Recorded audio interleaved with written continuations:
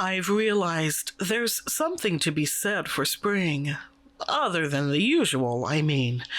Sure, everybody appreciates warmth, sunlight, and lush new growth.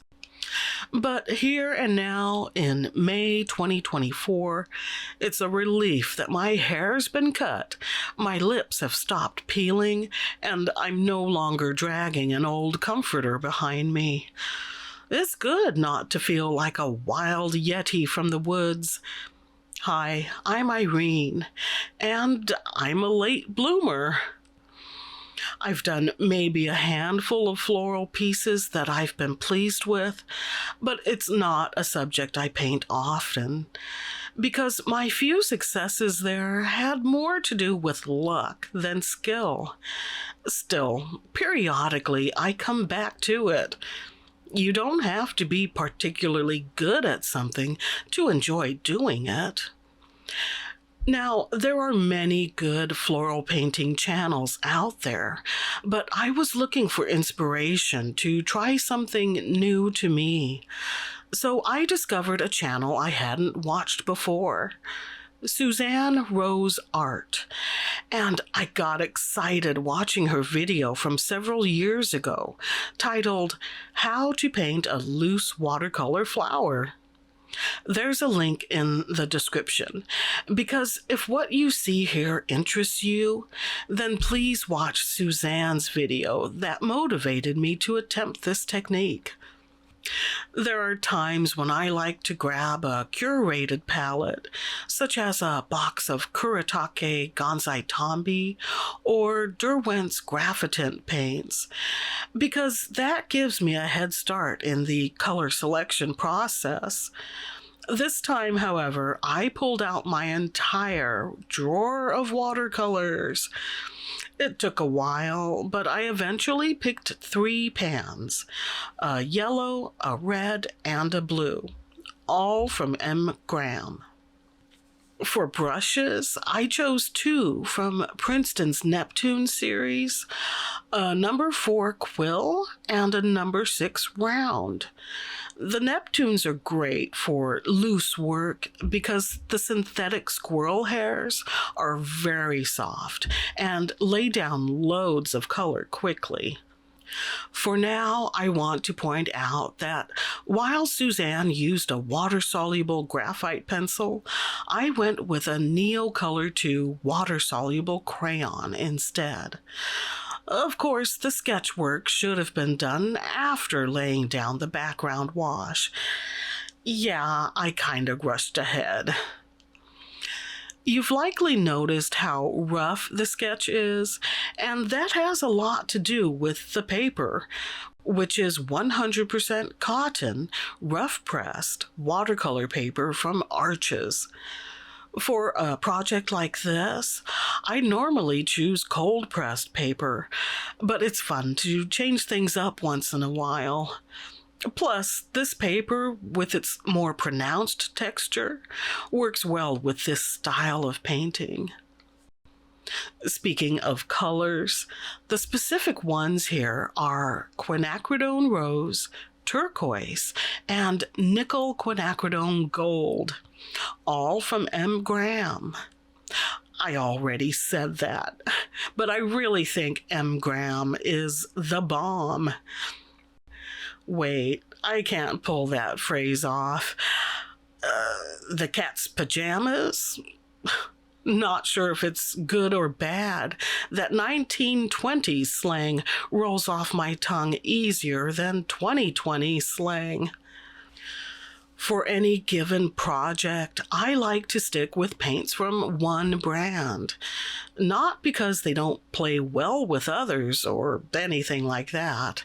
It's just to simplify things where I can.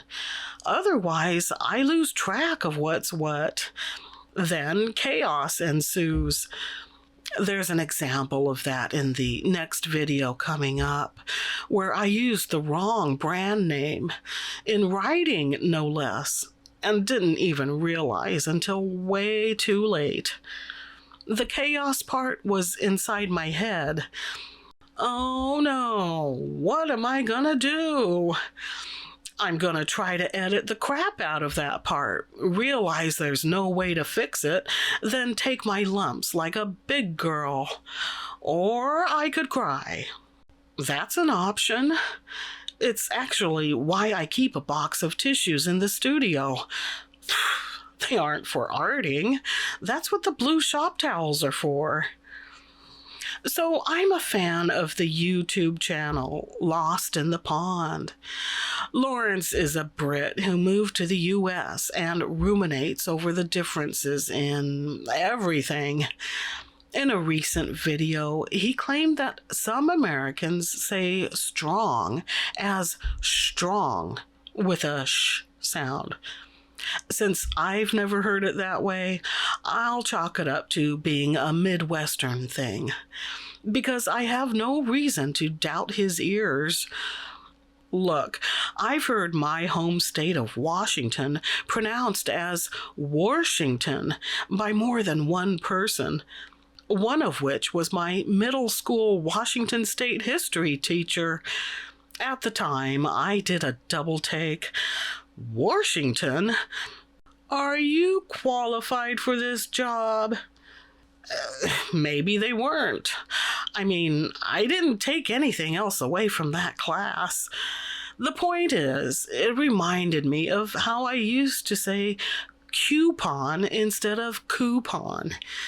Sure, both ways are acceptable, but come on, coupon just sounds weird.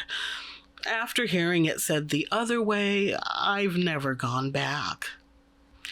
Envelope, on the other hand, I just can't get on board with the whole envelope pronunciation. Every time I've tried, by myself with no one around to witness such foolishness, it sounds like I'm putting on airs. So far this spring, we've had sun and clouds, wind and rain, and for some reason, our yard is covered with light green helicopters from our maple trees. I just Googled it, and apparently the bumper crop is because our trees are stressed out, and it's their last gasp. Or they're just super excited to reproduce. That's really helpful, Google. By the way, did you know the real name for one of those whirligigs is Samara?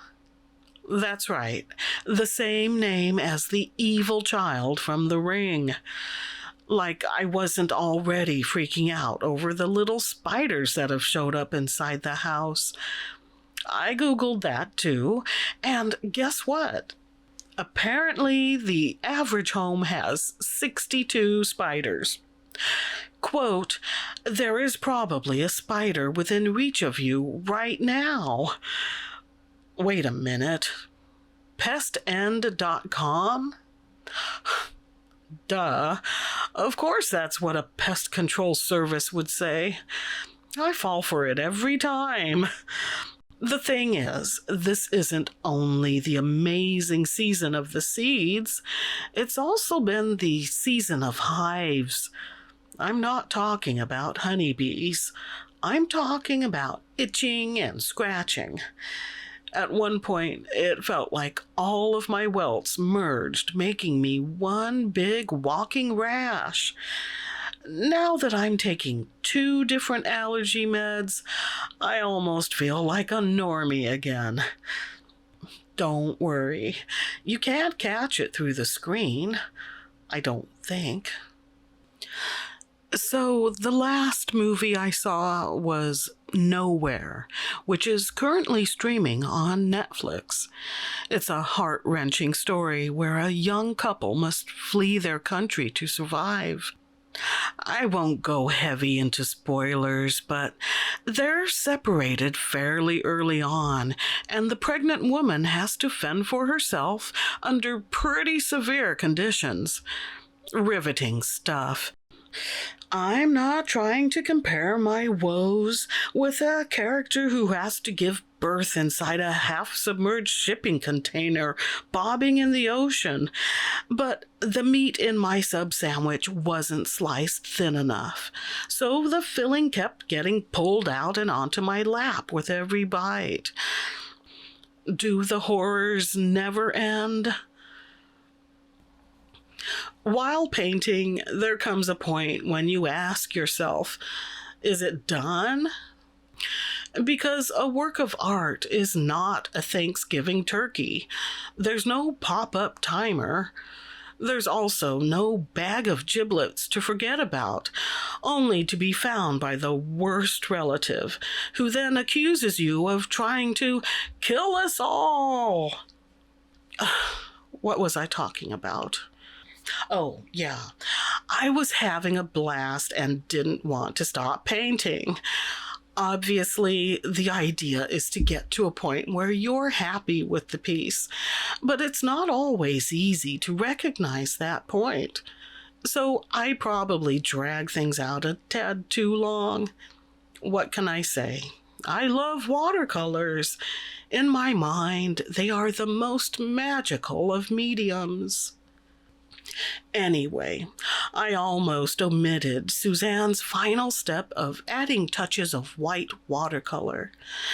The thing is, I really liked how her piece looked, so I went ahead and included it, but using watery white gouache instead.